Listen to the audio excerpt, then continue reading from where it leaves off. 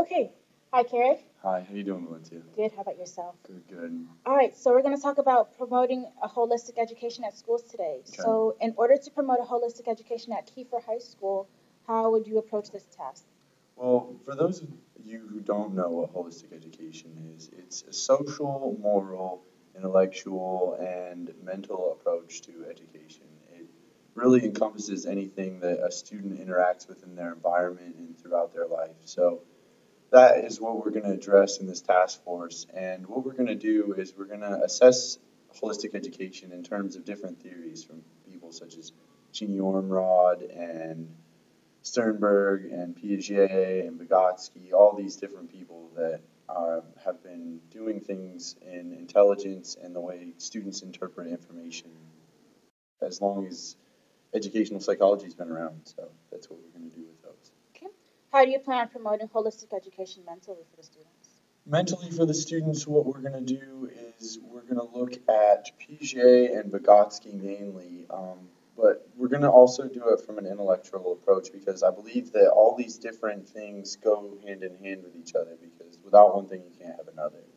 But from a strictly mental point of view, Piaget talks about how when you interact with your physical environment, a student is more likely to learn or he learns faster, and it's mandatory for cognitive growth. So I think that our teachers need to incorporate that. They need to allow for students to interact with social environment more. And in terms of what Vygotsky says, he says that you need to challenge your students. And if a student's not challenged, he's not going to try and exceed in the class because he's not going to enjoy it. So I think we need to both look at both of those sides of the theory. Okay. How do you plan on promoting it socially for the students? I know social is a big part. Social is a very big part actually because I mean peer relations and interactions, and then also student teachers, teacher parent reactions can also impact a student greatly. And we're going to look at two other people again. We're going to look at Vygotsky again, who says that play is one of the biggest things that can help in cognitive development because through play, you interact with your peers, you interact with people you wouldn't necessarily interact with on a daily basis in school. So I think that that can help.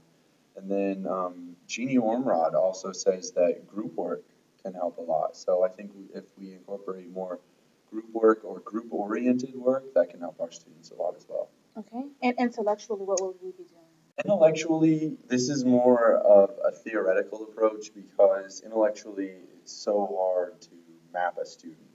You have to map your student based on what you see, and a student may not give you their full intellectual potential as per the other two categories. You might not challenge them enough, they might not feel like they're getting enough play in a class. So, what we need to do is assess that from a theoretical point. Gardner and Sternberg both have solid theories of intelligence, although they differ greatly. Gardner's is on the theory of 8 different distinct abilities, where Sternberg's is only 3. But I think that because they both address multiple ways of looking at things, that we as teachers need to address that because most of the times we just give them the basics and we give it to them each the same way. But if we address a student's ability to assess things in multiple ways, then a student can learn more efficiently and proficiently. So.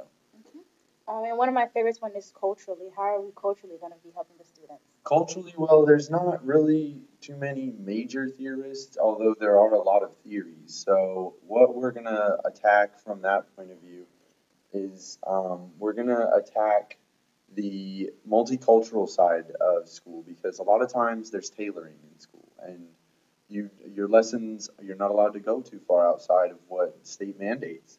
So I think we do need to allow for more multicultural education to seep into our classrooms as well as being culturally responsive teachers. A lot of times we expect a Eurocentric view in our classrooms from our students. Like when we ask a question, we expect them to answer it immediately. If I were to ask you a question, you would respond to me, but some students might not because of where they're from or their household, or if they just transferred, they don't even know what is expected of them in the school. So I think we need to be more culturally responsive as teachers as well. And with all of these theories that we've just learned today, what methods will the are the educators going to use to promote holistic education?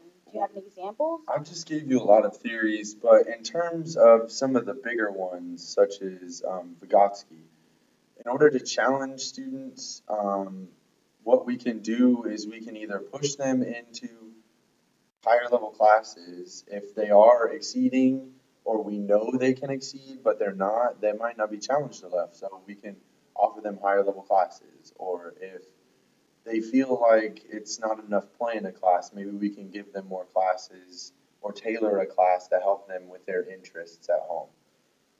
In terms of multiple intelligences, really, you could just tailor it to have each student do a project or do assignments the way that they would learn from it best. Some people work better in groups.